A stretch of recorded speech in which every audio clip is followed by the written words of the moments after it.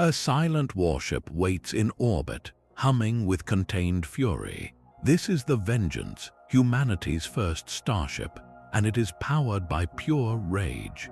Admiral Kale's voice echoes through its halls, reminding the crew of the colonies stolen and the dignity lost. He promises they will take it all back with a fire their enemies thought was extinguished. This vessel does not run on conventional fuel, but on the collective, burning anger of a species pushed to its breaking point. By the end of this story, you will understand how our darkest emotions became the key to our survival among the stars. We will uncover why a mysterious enemy sought to break our spirit and what they truly feared when they awakened our wrath. What does it mean for a civilization to weaponize its own heartbreak? The chamber was dark, lit only by the soft blue glow of a central holographic display. Around it stood the grim-faced military command, their uniforms a stark contrast to the lone woman in a lab coat. Dr. Aris Thorne's voice cut through the silence, not with excitement but with a chilling certainty.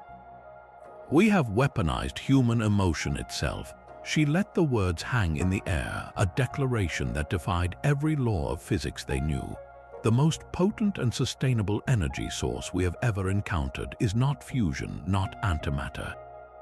It is rage. She gestured to the display, where intricate schematics of the human brain intertwined with power conduit designs. She explained the neural interfaces, devices that could tap directly into the limbic system. They do not simply read emotional signals, she clarified. They convert the raw, electrochemical storm of pure anger into a coherent energy stream.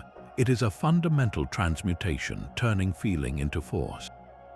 To demonstrate, she called up a live feed from a sealed testing chamber. A volunteer sat connected to a web of filaments, their face a mask of controlled fury as they recalled a personal, profound loss. On a separate monitor, a power gauge, previously dormant, began to climb. It surged past every known benchmark, its readings defying conventional explanation. The energy output is directly proportional to the intensity and purity of the emotion, Thorne stated, her eyes locked with those of the admirals. Then she delivered the final, staggering implication. She explained that every atrocity committed against our colonies, every act of subjugation, every moment of stolen dignity was not just a historical wound. It was a deposit, an energy reservoir waiting to be unleashed. Our collective suffering has not weakened us, she said, her voice dropping to a near whisper. It has forged a battery of unimaginable capacity. The enemy sought to break our spirit, but they only succeeded in charging our most powerful weapon. This was the foundation, the terrifying truth upon which the Starship Vengeance was built. Its engines would not burn fuel. They would burn our heartbreak, our fury, our righteous indignation. But how could such a volatile power source possibly be controlled without consuming the very people who wielded it? The selection centers were stark, humming places built for purpose, not comfort. They rose from the ruins of Earth's remaining cities. Their sterile white halls a jarring contrast to the broken landscapes outside. Inside, long lines of volunteers waited in silence, their faces etched not with the eager anticipation of explorers, but with the grim resolve of survivors. Commander Jax walked these lines, his voice low and unwavering as he addressed each candidate. He did not ask for their qualifications or their technical expertise. His question was far more personal and far more brutal. "We do not need your skills," he would tell them. "We need your pain, your anger, your burning, unrelenting need for justice." This was not a search for pilots or engineers, but for human batteries of a specific and terrible kind. The screening process delved into the deepest, most private wounds of the human psyche. Candidates were connected to sensitive neural monitors and guided through guided recall sessions. They were asked to relive the moments that defined their new reality. The sight of a colony ship exploding in the silent void, the sound of a loved one's name on a list of the missing, the feeling of helplessness as their home was stripped away. The monitors did not measure heart rate or sweat. They measured the raw, energetic output of a soul in torment. The most potent candidates were not those who shouted their rage, but those whose fury was a cold, constant flame. A woman who had lost her entire family when the orbital habitat Genesis was scuttled, her grief refined over years into a diamond-hard resolve. A man who had been a simple botanist, now fueled by the memory of the alien flora that had been burned from his world's soil. Their pain was not a weakness to be managed. It was a resource, a power signature so pure and intense it made the energy gauges scream. These were the individuals chosen. They became the first crew of emotionally powered astronauts, a group bound not by a common training manual, but by a shared, profound loss. Their determination was the ship's fuel, and their collective memory was its navigation system. They were ready to turn their history of suffering into a future of reckoning, but such a volatile energy source demanded an equally revolutionary control system. How could a ship run on fury be steered without being torn apart from within? The deck plates groaned as a deep, resonant hum built into a deafening roar. Every surface on the Vengeance vibrated, not with the clean burn of plasma, but with a raw, untamed power that felt alive. Alarms flashed, not in warning, but in triumphant overload. Over the screaming of the ship itself, Engineer Chen's voice cracked through the comm system, charged with a mix of terror and exhilaration. The rage drive is operating at 300% of projected capacity. They are feeling it out there. Every lost family member, every burned city, it is all pouring into the core right now. This was not a machine starting up. It was a chorus of grief and fury given physical form. Then the ship moved. It did not glide or accelerate with the gentle push of physics. It surged, tearing itself free from its orbital moorings with an explosive force that pressed the entire crew back into their seats. In that single, violent lunge, centuries of rocket science were rendered obsolete. The Vengeance proved beyond any doubt that a heartbroken human spirit could generate more thrust than any fusion reactor ever conceived. The energy was immense, overwhelming, but it was also chaotic. A ship that ran on pure emotion was now a projectile fired from the soul of a wounded species. Controlling such a force would require something just as powerful as the rage itself, a way to channel the storm without being shattered by it. Deep in the void between stars, a lone Xylos scout ship drifted, a silent observer accustomed to seeing only what it expected. Its long-range sensors painted a picture of a wounded, retreating species. Then a new signal screamed into its awareness, moving not with the predictable curves of physics, but with a terrifying straight line of pure intent. It was the Vengeance. It did not approach, it arrived. The alien vessel had mere seconds to react, its own systems whining in protest as it tried to pivot, to run, to understand this impossibility. A channel was forced open, uncompromising and clear. Admiral Cale's voice came through, stripped of all diplomacy, carrying the weight of 1,000 silent graves. "You thought we were broken," he said. "You were wrong. There was no declaration of war, no list of demands. It was a simple, factual correction delivered from a place of absolute power." The scout ship's engines flared to life, a desperate attempt to escape, but it was like a leaf trying to outrun a hurricane.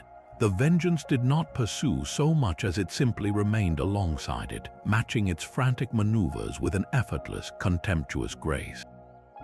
The humans were not burning fuel, they were burning memory. Every jolt of acceleration was powered by the recollection of a lost home, every course correction guided by the ghost of a stolen future. The Xylos crew could only watch their sensor screens, their own cold logic utterly failing to process the reality before them. They had been designed to dismantle civilizations that ran on reason, to shatter morale and exploit despair. They had no protocol for this. They had sought to extinguish the human spirit, and in doing so, they had only poured their entire strategic reserve of cruelty into a new kind of engine. They were not just being chased, they were being confronted with the direct physical consequence of their own actions, a weapon they themselves had forged. For the first time, the hunters knew what it was to be truly, cosmically outmatched, but a demonstration for a single scout was only the beginning. The vengeance now had a heading, a trail of breadcrumbs leading back to the heart of the empire that had created so much pain. What would happen when this ship, this living storm of retribution, finally reached its source? The captured Xylos commander sat in the sterile interrogation room, its multifaceted eyes reflecting a cold, analytical light. It did not look like a defeated foe, but like a scientist observing a flawed experiment. "You are a paradox," it stated, its translated voice a flat, emotionless drone. "We targeted your emotional nature deliberately. We believed it made you weak, unstable, a liability in a logical universe." The admission was chilling in its clinical precision. Their entire strategy of subjugation was not born of simple malice, but of a calculated belief that humanity's heart was its greatest flaw. The commander's arrogance was a tangible thing, a shield of pure reason. Then the interrogator, a quiet woman whose own family had been lost in the first orbital strikes, leaned forward. She did not raise her voice, she simply told it how the vengeance flew. She explained the neural interfaces, the conversion of grief into thrust, the way a shared memory of loss could power a leap across light years. The change in the Xylos commander was not immediate. Its rigid posture did not falter, but the light in its eyes seemed to flicker, its processing struggling to reconcile the data. "You are telling me," it said slowly, "that your vessel is powered by remembered pain. That the very suffering we inflicted to break your will is what now propels your weapon." The concept was so alien, so fundamentally illogical to its ordered mind, that it created a kind of system failure. Its arrogance dissolved into a profound, utter confusion. It could not comprehend a species that did not discard negative emotions, but instead refined them, forged them into a tool for survival. "You turned your poison into your propulsion," it whispered, the statement hanging in the air like a verdict. The emotion its own culture had surgically suppressed for millennia was the very key to humanity's retaliation. The hunters had not just failed to break their prey, they had, in their cold, logical cruelty, handed them the one key that could unlock a power they themselves could never possess. This confrontation in a small room was a microcosm of the larger war, a clash not of fleets but of fundamental natures. If a single Xylos commander could be so shaken by this truth, what chaos would it unleash when it reached the heart of their emotionless empire? The encrypted data stream was a ghost in the machine, hidden behind layers of mundane astrophysical data. Dr. Aris Thorne found it by accident, her fingers freezing over the console as the decryption algorithm stripped away the final layer of security. The files that unfolded before her were not Xylos battle plans or alien schematics. They were human, meeting transcripts, budgetary approvals, and cold, calculated risk assessments from the highest echelons of Earth Unified Defense Command. The words bled across the screen, each one a deeper betrayal than the last. They had known, not the specifics but the pattern. Early, fragmented intelligence had pointed to a coming culling, a systematic pruning by an advanced species. And certain factions within the government had not just hidden this intelligence, they had subtly guided Earth's defenses away from the most vulnerable colonies, creating sacrificial lambs to ensure the survival of the whole. The official rationale was there in black and white. A divided, complacent humanity would never achieve the unity or technological leap required to survive in a hostile galaxy. They needed a common enemy. They needed to be forged in fire. Aris did not run or shout. She walked, her footsteps echoing in the sterile hallway with a grim finality that mirrored the vengeance's own purpose. She found the conspirators in a secure briefing room, men and women she had once respected, now looking at her with placid, bureaucratic calm. "You knew," she said, her voice dangerously quiet.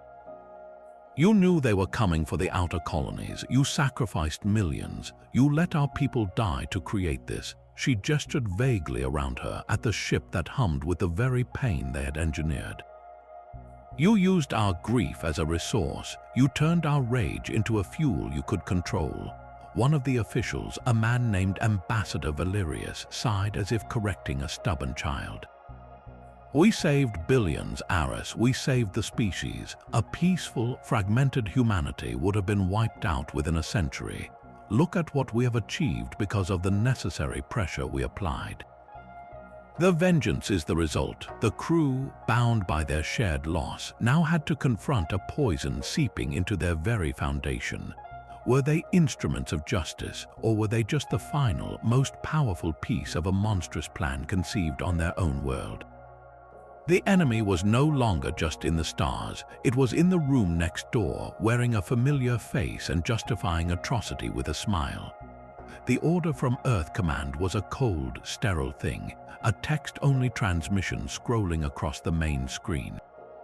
Stand down and return to Sol for debriefing. It was signed by Ambassador Valerius himself. Admiral Kale read it once, his face a mask of granite. Then he turned to the crew, his voice cutting through the stunned silence. They want to call their weapon home, he said, his words dripping with a new kind of fury. They think our rage is a resource they can turn on and off. We will not be pawns in someone else's game. We do not fight for the architects of our pain. We fight for the people they sacrificed. A cheer erupted from half the bridge crew, a raw, guttural sound of agreement. But it was not universal. Commander Jax, the man who had selected the crew for their pain, now stood with his arms crossed, his expression troubled. "Admiral, that is a direct order," he said, his voice tight. "This ship, this power, it belongs to humanity. If we ignore Earth Command, we become exactly what they fear. We become the uncontrollable weapon." The division was instant and deep. It was not a simple argument of right and wrong, but a fracture in the very foundation of their purpose. Were they a military asset, obligated to follow chain of command even when that command was corrupt? Or were they the living embodiment of justice for the betrayed, answerable only to the memory of the dead? The debate raged through the ship's corridors, each side fueled by its own righteous anger, and the ship felt it. The deep, resonant hum of the rage drive, once a unified chorus, began to stutter and warble. The lights on the bridge flickered. A low-frequency vibration started to pulse through the deck, a physical manifestation of the crew's schism.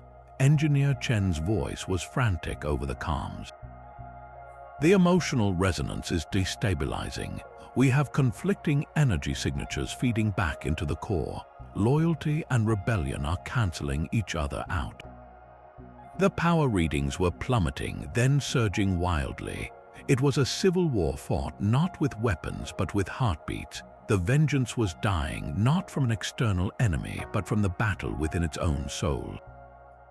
Admiral Kale stood at the center of the storm, watching his crew tear itself apart. He had united them with a shared enemy, but he had not prepared them for the far more insidious enemy of a fractured truth. To continue their mission, they would have to find a new way to unite, or their shared rage would consume them long before they ever reached the Xylo's homeworld. The deck lights flickered like a dying heartbeat. Engineer Chen's voice was a raw wire of panic over the ship-wide channel. The emotional dissonance is creating feedback loops. "We are losing power rapidly." That deep, unified hum that had been the ship's soul was now a discordant shudder, a roar that choked into a whimper. The vengeance was tearing itself apart from the inside. Admiral Kale gripped his command chair, his own righteous fury suddenly feeling like a toxin. He had weaponized their pain, but he had not prepared them for a truth that poisoned the weapon itself. They were a chorus of rage, and now every voice was singing a different, conflicting song. The power gauges plunged, then spiked erratically. A console on the lower deck sparked and went dark. They were not just failing, they were self-destructing. In that moment, the external enemy, the Xylos, even the traitors on Earth, became irrelevant. The only battle that mattered was the one happening in the hearts of the crew. Commander Jax broke the tense silence on the bridge, his voice stripped of its earlier defiance. He was not looking at the Admiral, but at the main viewer, at the endless star-dusted black. "They took my brother on Cygnus Station," he said, the words simple and heavy. He was an engineer, he just wanted to fix things. Across the bridge, a young lieutenant, one of the most vocal supporters of the Admiral's rebellion, looked up, her eyes glistening. "My parents were on the first colony ship that disappeared. I was 8. I still dream about the gardens they planted. One by one, they spoke, not about strategy or orders, but about the faces they remembered. A sister who loved old music, a friend who told terrible jokes, a city square filled with laughter, now just a silent, glassy crater. They were not debating loyalty to a corrupt command or the principles of mutiny. They were remembering why they were angry in the first place. The specific political cause of their suffering did not matter to the memory of a lost smile. The shared, granular details of their grief began to weave a new tapestry. The ship's violent shuddering softened. The chaotic power readings began to steady, not into the roaring torrent of before, but into a lower, more resonant, more determined frequency. They had found their common ground, and it was not in their disagreement over what to do next. It was in the sacred, unassailable truth of what had already been taken from them. Their rage was not gone, but it was refined, focused like a laser. They were no longer a weapon aimed by others or even by their own command structure. They had become something far more powerful and terrifying. They had become a unified will. The vengeance had its heart back, but the path ahead was darker than ever. Where does a ship powered by refined sorrow go when it has been betrayed by its own creators? The vengeance hung in the silent gulf between stars, a newly forged will wrapped in steel. Its internal storm had quieted, but the calm was that of a drawn breath, not peace. Then, a single, sharp chime broke the silence. The long-range sensor display lit up, painting a nightmare in cold, tactical light. Thousands of contacts, not scattered patrols, but a coordinated armada, a swarm of angular Xylos warships moving as one. They were not heading for some distant outpost.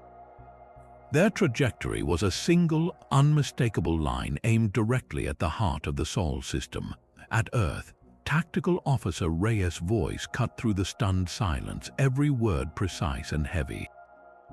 "The main Xylos fleet, they are bypassing all defensive perimeters. They are heading for our homeworld." He paused, his eyes locking with Admiral Kale's.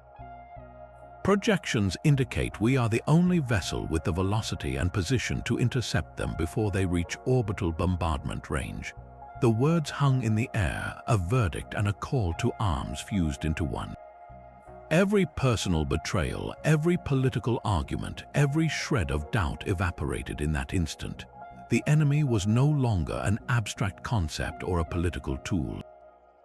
They were a blade aimed at the throat of everyone they had ever left behind. The ship did not need an order. A low thrum began to build in the deck plates, a vibration that was felt in the bones before it was heard by the ears.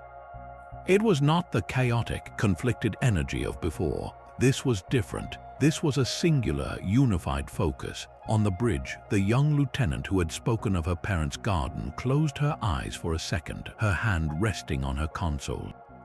She was not thinking of strategy. She was thinking of Earth's own green spaces, of the fragile blue and white marble that held every remaining memory of her childhood. Across the ship, Commander Jax thought of his brother, not with the old, helpless grief, but with a fierce, protective fire. His brother had wanted to build things, to fix things. Jax would now protect the chance for anyone to ever build again. The collective anger of the crew, once a storm of conflicting loyalties, now found a single, undeniable target. It channeled itself, refined and sharpened by the imminent threat. The deep hum of the rage drive swelled into a clear, resonant tone, a chord of pure, unstoppable purpose. Power gauges, which had moments before been steady, began to climb, their readings surging past every previous benchmark. Engineer Chen's voice was filled with awe this time, not alarm. The emotional resonance is coherent. It is focused. We are reading energy levels we have never seen before. Admiral Kale watched the tactical display, the thousands of red icons representing the armada. He did not give a rousing speech. He simply nodded, his own heart a drumbeat in time with the ship's new, powerful rhythm. He had united them with a promise of retribution. Now the survival of their entire species had united them into something far greater. The vengeance was no longer just a weapon of revenge, it had become a shield. And it was about to throw itself against the single greatest concentration of enemy force ever recorded. One ship, powered by the memory of lost homes, against an armada built to destroy the last one standing. "We become the beacon." Admiral Kale's voice was calm, a stark contrast to the storm he proposed. Their entire strategy is based on finding and crushing resistance. So we will show them resistance. We will give their sensors the most aggressive, the most defiant emotional signature they have ever detected.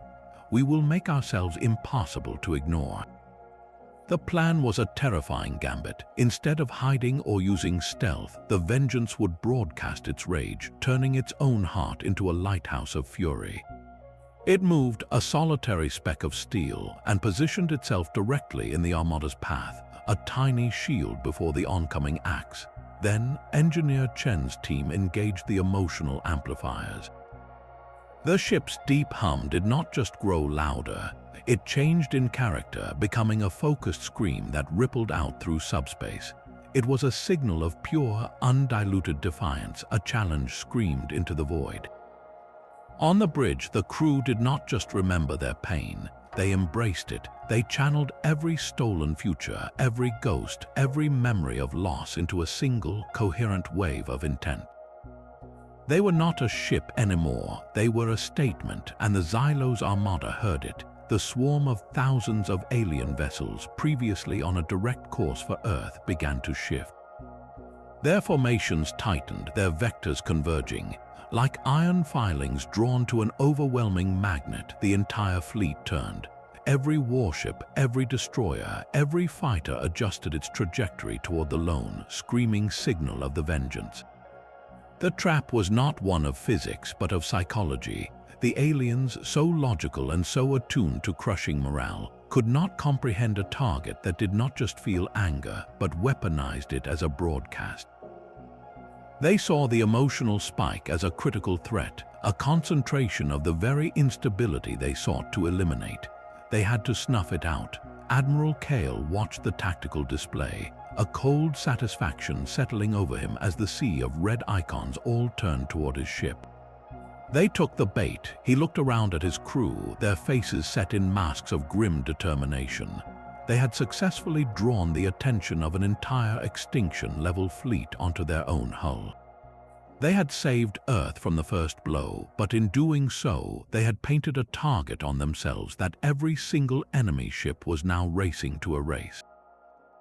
The vengeance hung alone in the dark, a flame of rage surrounded by an ocean of cold, logical hatred.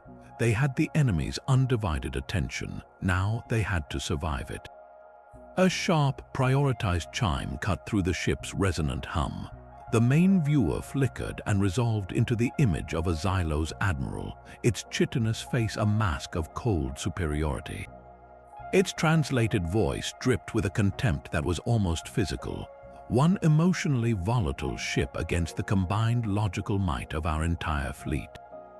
You have merely confirmed our core assessment. Your primitive nature condemns you to extinction. The words were a weapon in themselves, designed to provoke, to instill despair. They were an echo of the very philosophy that had led to the burning of colonies. Admiral Kale did not rise to the bait with a shout. He leaned forward, his eyes holding the alien admiral's image, and his voice was dangerously quiet, a sharp contrast to the screaming energy building around him. "You have always called us primitive for feeling," he said, each word precise and weighted. "You believed our emotions were a flaw, a noise in the system." His lips curled into a thin, hard line. Now, witness what happens when that noise is focused into a single, coherent note. Feel what we can do, the channel cut. In the silence that followed, the insult did not break the crew's resolve. It forged it. The Xylo's admiral had not seen a crew on the verge of panic. It had seen a crew that had already made peace with its purpose. The lieutenant's hands tightened on her console, not in fear, but in a white-knuckled grip of pure intent. Commander Jax let out a slow breath, his brother's face clear in his mind. Across the ship, every member of the crew did the same. They took the admiral's contempt and folded it into the furnace of their existing rage. It was the final ingredient, the catalyst. The deep thrum of the rage drive, already powerful, transformed. It sharpened, rising in pitch and intensity until it was a piercing, crystalline tone that vibrated in the teeth of everyone on board.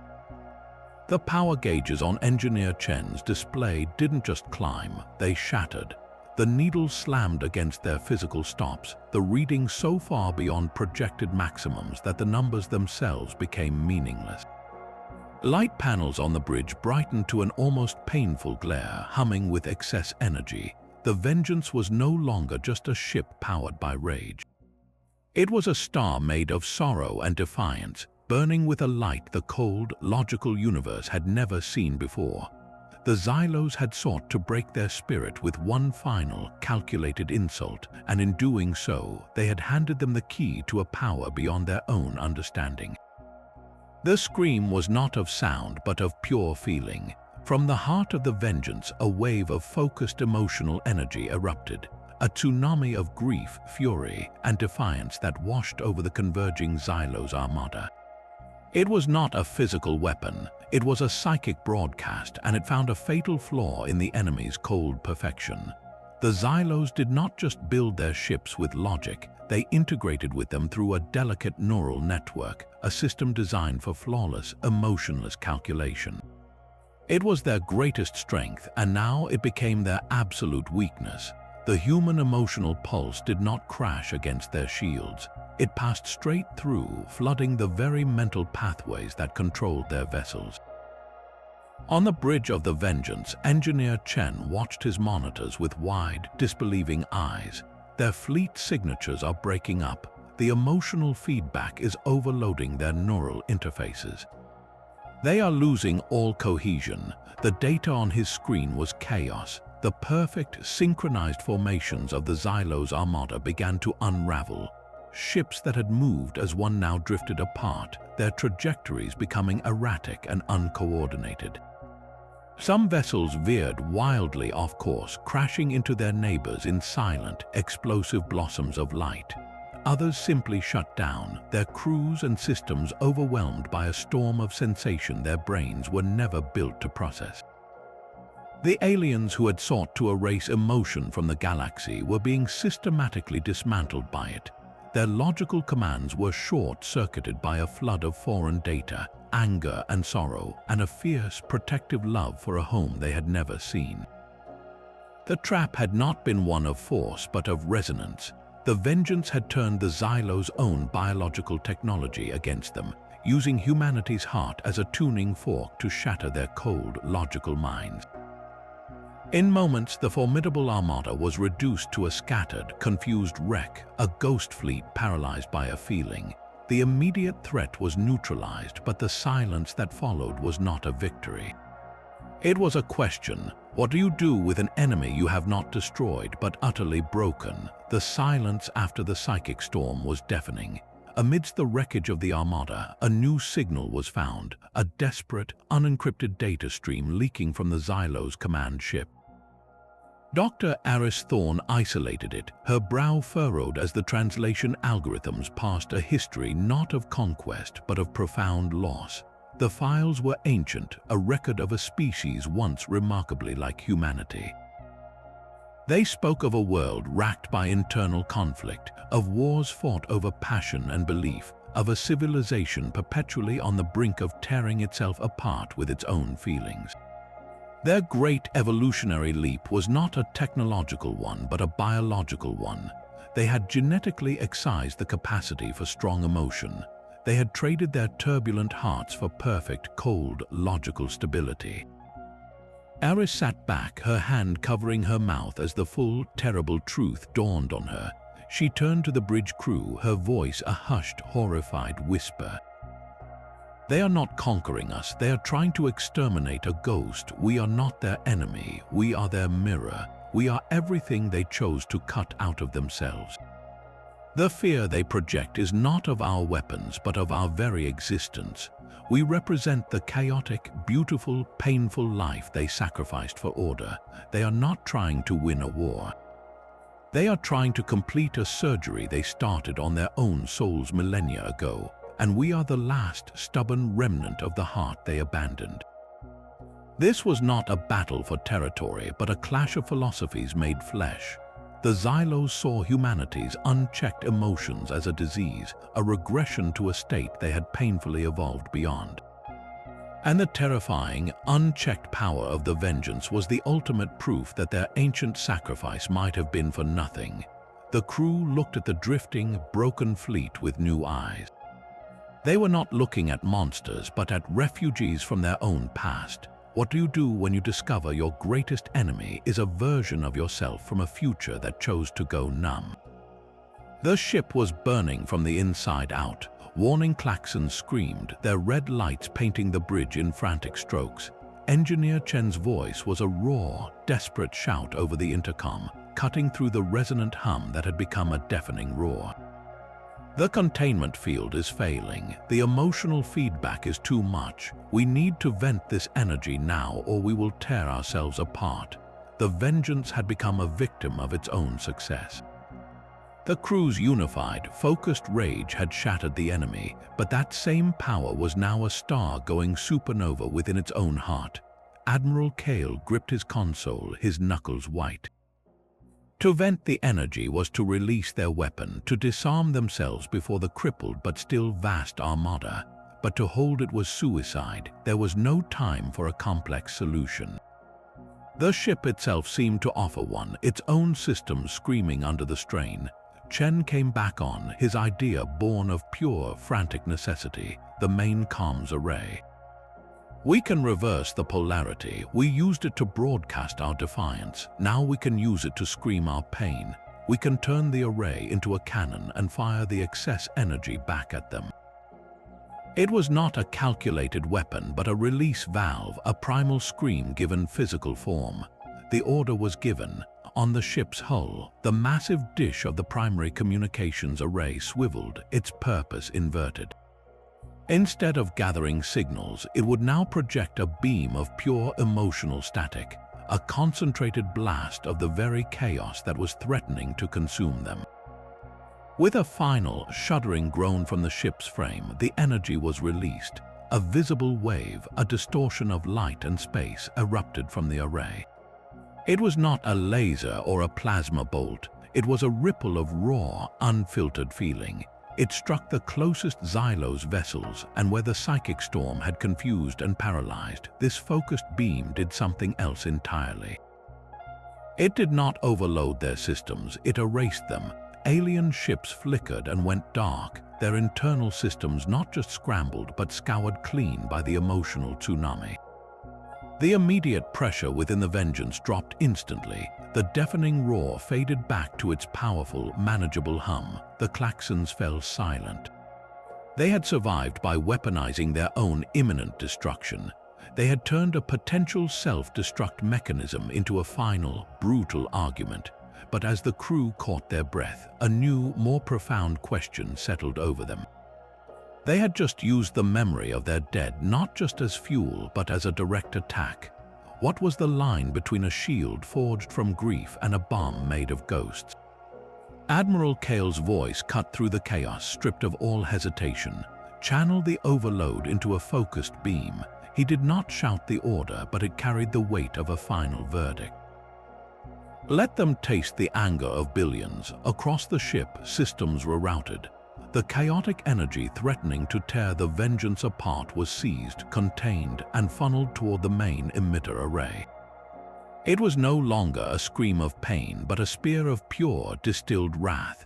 The weapon fired, There was no explosive flash, no blinding light. A visible distortion, a ripple in the fabric of space itself, shot toward the heart of the Xylo's fleet. This was not a laser or a particle beam. It was a stream of raw human emotion, a current of grief and fury given physical form. It bypassed their powerful energy shields as if they were not even there, for it was not a weapon of physics. It was a weapon of the soul. The beam struck the lead Xylo's command vessel. On the bridge of the Vengeance, the crew watched their sensors, not for explosions, but for biological and neurological readings. The data was chilling. The Xylo's crews, beings genetically engineered for pure logic, were being assaulted by a storm of sensation their minds were never built to process. They had no psychological defenses, no emotional immune system. The focused rage of humanity did not just confuse them, it unmade them. Imagine a mind that has only ever known perfect, silent order suddenly flooded with the screaming memory of a child's last breath, the searing heat of a burning city, the cold vacuum where a home once orbited. The Xylo's neural networks, so perfectly integrated with their ships, became conduits for a psychic poison. Crew members collapsed, their logical processes shredded by a hurricane of foreign feeling. Their cold, analytical certainty was replaced by a terrifying, incomprehensible chaos. Ships that moments before were formidable weapons of war now drifted, utterly disabled. Their crews were not dead, but they were broken, trapped in a waking nightmare of humanity's collective pain. The vengeance of the dead had been delivered not as a physical blow, but as a memory, and it was a memory the enemy had no capacity to endure. The immediate threat was neutralized, the armada rendered inert, but the silence that followed on the bridge of the Vengeance was heavy, filled with a grim and terrible understanding. They had won by turning their deepest wounds into a blade that could cut through consciousness itself. They had proven that a heart could be the most devastating weapon in the cosmos, but at what cost to the soul wielding it? The Vengeance moved like nothing the Xylos had ever tracked. It did not follow the elegant, predictable arcs of calculated warfare. It jerked, it surged, it pivoted with the violent grace of a living thing. One moment it was a battering ram of pure fury, slamming through a cruiser's flank. The next it became a phantom, slipping between salvos with a grief-stricken, desperate agility that defied all probability. Over the internal comms, Pilot Ortega's voice was a raw mix of strain and exhilaration. They are trying to predict our vector, but they cannot. Their logic has no variables for this. We are not fighting with calculation. We are fighting with passion. Every evasive maneuver was powered by a crew member's memory of a narrow escape. Every aggressive lunge was fueled by the burning image of a lost home. The Xylo's fleet, a masterpiece of synchronized order, found its formations crumbling. Their ships moved with perfect, logical cohesion, each vessel a note in a grand, harmonious strategy. But the Vengeance was a scream in the middle of their symphony. It introduced chaos, a variable their cold, efficient algorithms could not process. They would anticipate a retreat, and the human ship would instead charge, driven by a sudden, collective surge of righteous anger. They would prepare for a frontal assault, and it would vanish, its trajectory shifting as the crew's focus turned to a protective, mournful defense. It was like trying to fight a storm. You cannot outmaneuver lightning, you cannot reason with a hurricane. The alien armada's flawless formations began to fray at the edges, then unravel completely. Ships meant to cover one another found themselves out of position, their logical responses rendered useless against an enemy that operated on instinct and emotion. The very thing the Xylos had sought to eliminate in themselves was now dismantling their greatest military strength from the inside out. They had built a perfect machine to fight other perfect machines, and they were now being torn apart by a broken heart that refused to stop beating. The ship groaned like a living thing in its death throes. Warning lights strobing across his console, Engineer Chen did the math in his head. The numbers were terrible and simple. They needed one final, overwhelming surge of power, a jolt strong enough to shatter the remaining Xylos formation. The ship's emotional core was already strained to its limit, pushed there by the crew's collective will. But it was not enough. It needed a singularity of feeling, a single, perfect point of pure, selfless rage. He knew with a chilling certainty what that would require. His hands moved without hesitation, rerouting primary power conduits directly through his own neural interface. The safety protocols screamed in protest, their warnings flashing in red. He overrode every single one. A searing, white-hot agony erupted in his mind, a pain beyond any physical sensation. It was the pain of every loss he had ever suffered, magnified 1,000-fold and set on fire. He channeled it all, focusing it into a single, coherent burst. Over the comms, his voice was strained but utterly clear. "Tell my family," he said, the words sharp and final, "that I finally found a use for all that anger." In that moment, his sacrifice became the ultimate expression of the very emotion that powered their ship. It was not a rage of blind hatred, but a rage of profound love and protection for everything he was leaving behind. The energy surge that erupted from the Vengeance was not a weapon of light or sound. It was an emotional shockwave, a psychic tsunami born from one man's conscious, willing self-destruction. It washed over the Xylos fleet, and where it touched, their ships went dark, not with explosions, but with a sudden, silent cessation of all activity.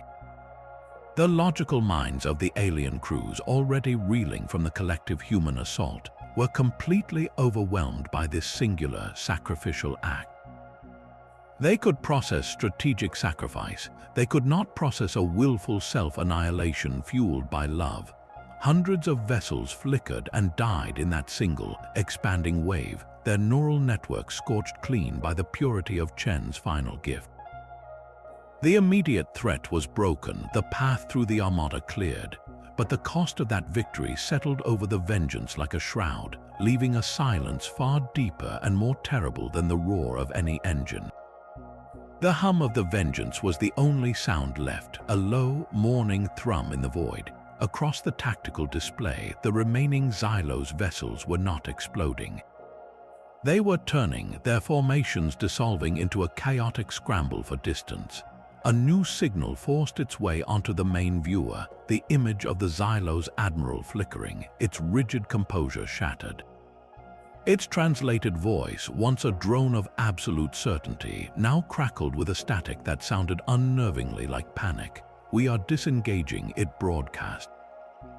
"We cannot fight what we do not understand. Your method of warfare is a variable our logic cannot process. It is beyond our capabilities." The word hung in the air, a confession that was also a surrender. Fear, for the first time, the emotionless ones were feeling something, and it was the terror of a species confronted with its own evolutionary dead end. They had seen their perfect armada, the pinnacle of logical warfare, systematically dismantled not by a superior strategy but by a storm of feeling. They had watched a ship powered by ghosts outmaneuver their calculations and a weapon made of memory erase their crews. The very foundation of their existence, the belief that emotion was a flaw to be excised, had been proven catastrophically wrong on the grandest possible stage. Their retreat was not a tactical withdrawal. It was a full-scale philosophical collapse. They were not just running from a ship. They were fleeing from the horrifying, vibrant, and painful reality of a heart that refused to be silenced. The crew of the Vengeance watched the retreat in a silence that was part triumph, part grim awe.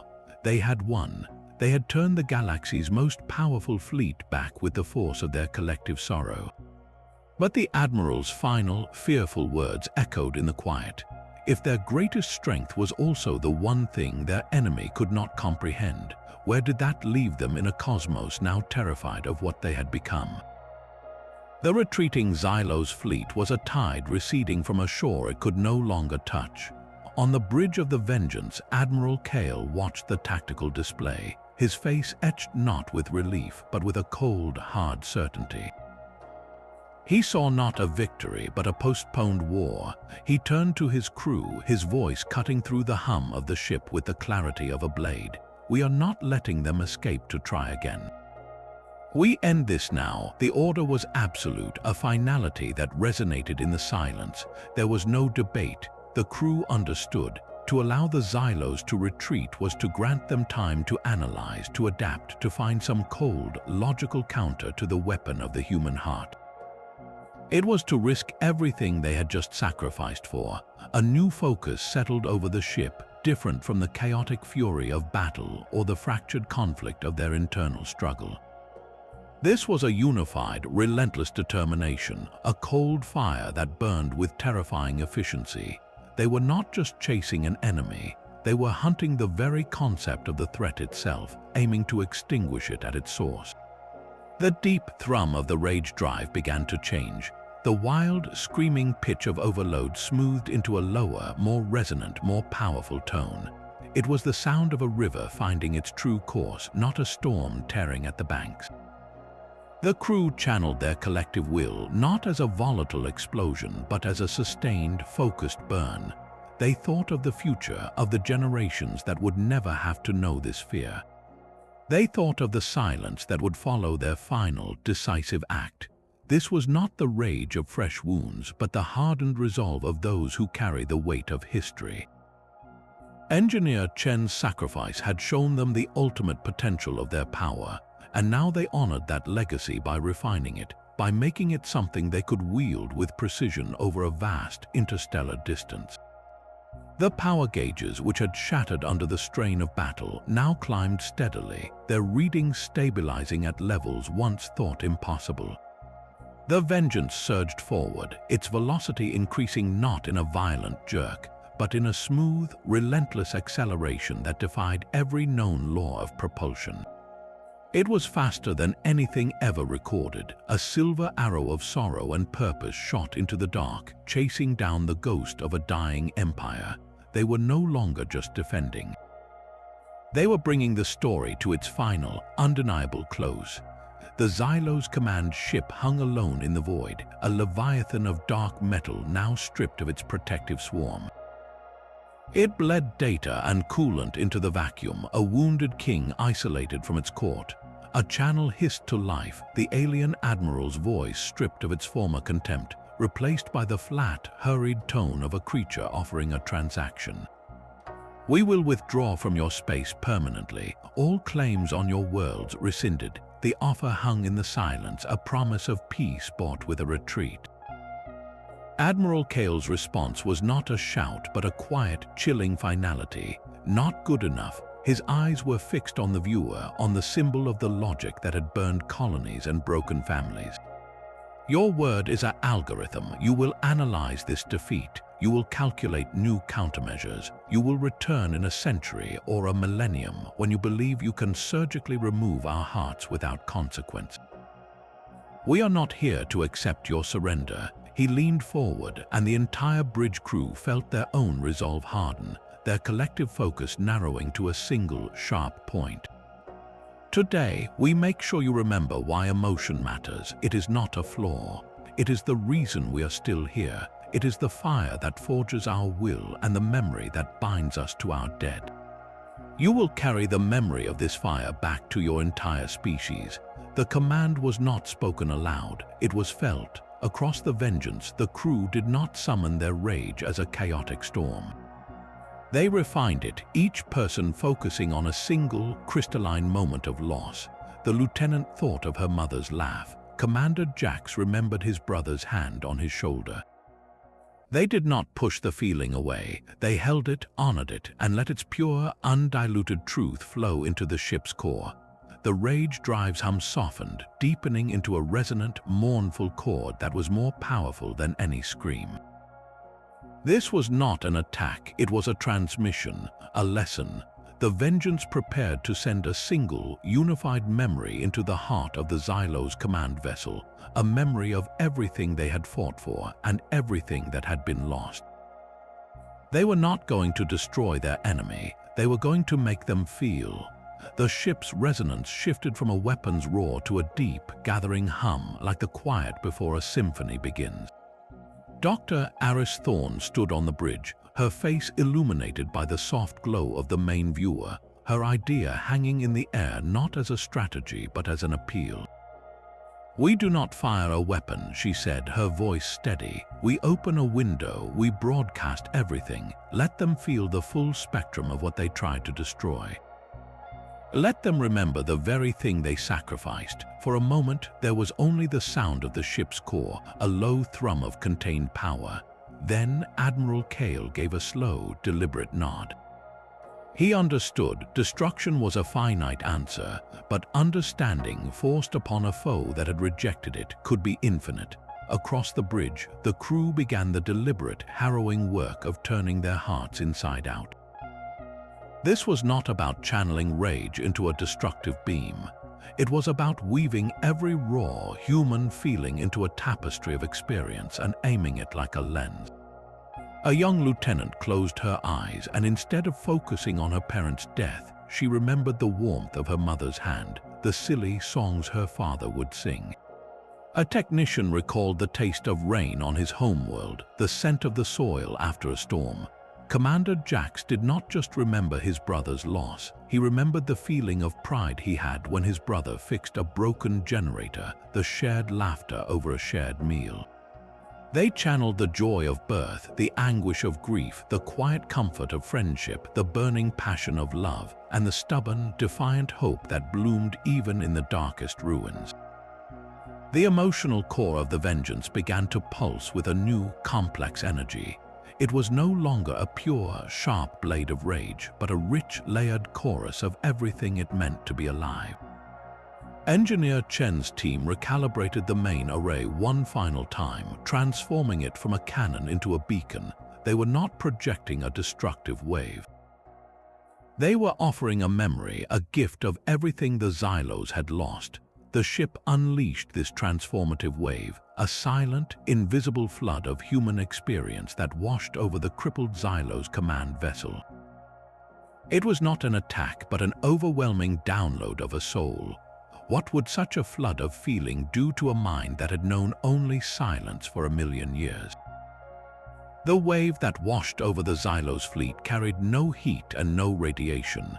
It was a tide of memory, a current of pure, unfiltered human experience. For a long moment, there was only silence from the enemy armada.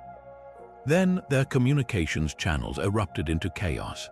1,000 different signals screamed across the spectrum at once, a cacophony of voices that were no longer flat and translated, but raw, strained, and utterly bewildered. They were voices trembling with sensations they had no name for. One channel carried a sound that could only be described as weeping. Another crackled with what sounded like hysterical, unchecked laughter. A third broadcast a low, guttural roar of pure, undiluted rage. The perfect, logical order of the Xylos fleet shattered completely. Ships that had been retreating in formation now drifted aimlessly, their crews incapacitated by the sudden, violent return of their own ancestral feelings.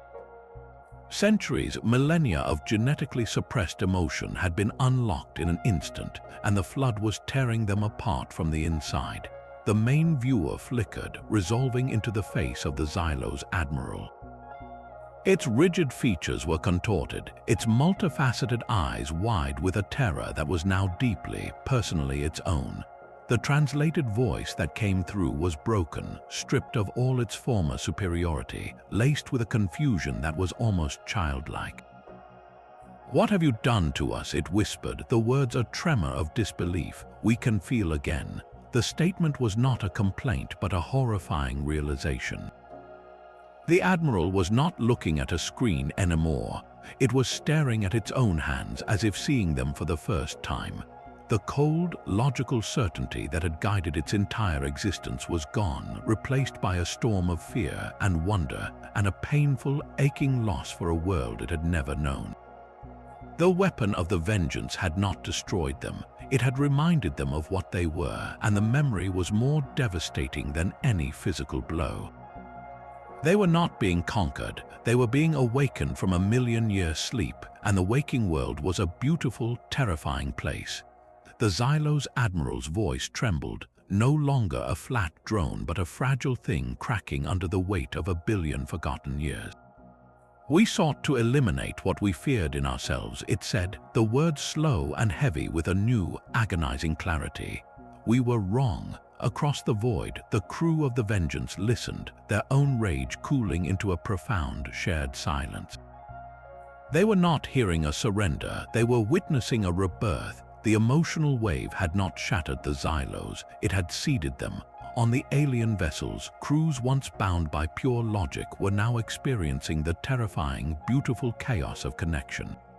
A Xylos warrior, its entire life dedicated to efficient destruction, found itself overwhelmed by a sudden, piercing image of a human child's smile, a ghost from the collective memory they had been forced to absorb. It felt a corresponding pang, a sharp, unfamiliar ache that its people had not felt for millennia, remorse.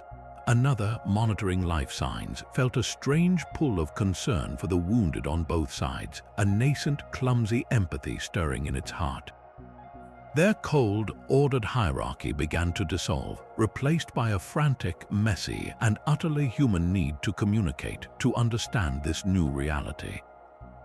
A new channel opened, not from the command ship, but from a lower-ranking vessel. The being on the screen did not issue a report. It asked a question, its voice laced with a wonder that bordered on fear. What is this feeling when you see another being in pain and you wish to help them? The question hung in the air, simple and universe-altering. The war was over. In its place began a conversation, a fragile bridge built not on the debris of conquest, but on the newly discovered common ground of a feeling heart. They had journeyed into the darkness powered by rage, only to find that the same fire could also illuminate a path toward something they never expected, a future built together. The return of the Vengeance was not a victory parade, but a quiet homecoming. Its hull was scarred, and the deep hum of its core had changed. The singular, roaring note of rage had softened, now woven through with threads of sorrow, wonder, and a hard-won, fragile hope. It descended to Earth not just as a warship, but as a living artifact of a species that had stared into the abyss and found its own reflection. Admiral Kale stood before the gathered survivors and leaders, his face etched with the memory of all they had endured and all they had learned.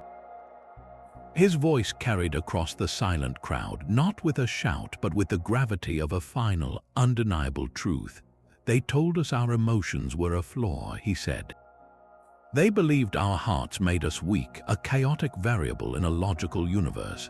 But today, our feelings proved to be our single greatest strength. We did not just build a starship powered by rage. We discovered that to feel deeply, in all its terrible and beautiful forms, is the very thing that makes us human. And that, he concluded, his gaze sweeping over the faces of his crew and his people, is the only power that will truly carry us to the stars. The crew looked out not at a world to be defended from threats, but at a universe waiting to be met. Their collective anger had not vanished, but it had been transformed. It was no longer a fire to consume their enemies, but a forge to shape their future. The determination that now filled them was a more complex and resilient fuel, a commitment to explore the cosmos not as cold conquerors, but as emotional beings, forever changed by the understanding that their greatest weapon and their most profound gift were one and the